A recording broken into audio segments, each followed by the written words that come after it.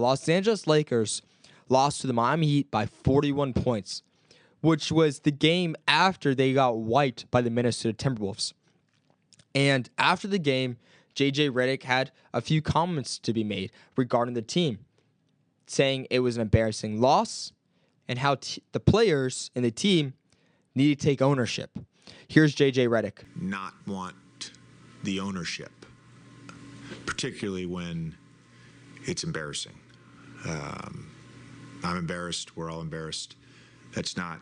It's not a game that I thought we had the right fight, the right professionalism. Not sure what was lost in translation. There's not a sense from me that we're together right now, and that's what we say in the huddle. It doesn't feel that way. JJ Reddick does not believe that there's a sense of ownership amongst the team.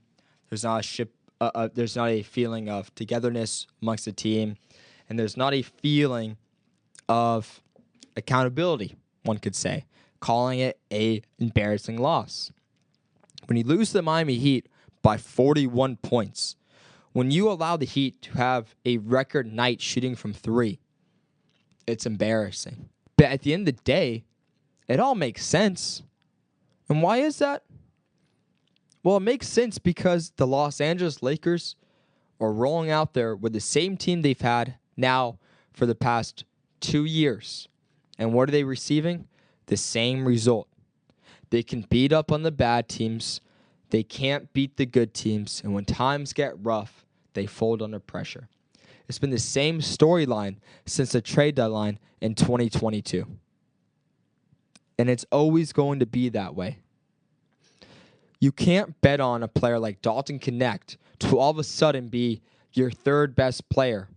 And not just your third best player by chance, but like your third star. You can't bank on that happening. You can't bank on any rookie doing that. Especially in a rookie class like this. It's no hate towards Dalton Knecht at all. He's a talented player. But it's unfair to place on a rookie the expectation that, hey, when we win games, we need you to drop 20, 25, 30 points. And he had a stretch where he did it, right? 19, 14, 27, 37, 17. He's had stretches, but then he goes 9, 7, 6, 6, 2. Long story short, it's not his fault. It's not JJ Reddick's fault. Heck, it's not even LeBron James's fault. Reddick is just preaching the sentiment that's been there all along for the past 2 years. This team isn't good enough to play. So who's at fault in this grand scheme scenario? Rob Pelinka. Pelinka has refused to make moves. He's sat on his hands, and he hasn't done anything. JJ Reddick, great coach. He's a great coach. Who spoke with him? LeBron James, Anthony Davis. And they had a conversation with him, and I'm sure they gave input. They didn't say we need Reddick, but they spoke with him, and it's turned out to be a great hire. But when it comes to player and draft picks and free agency primarily, who was the one in charge of drafting Knecht? Reddick. But who was in charge of making the moves for D'Lo and Hachimura and not changing things up this offseason? Rob Pelinka. And like he's done in the past, we're seeing it happen year in and year out. His inability to make a competitive team.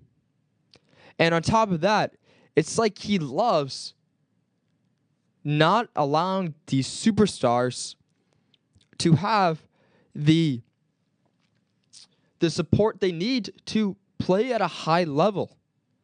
I mean, I take Kobe Bryant, for example. One of the greatest of all time.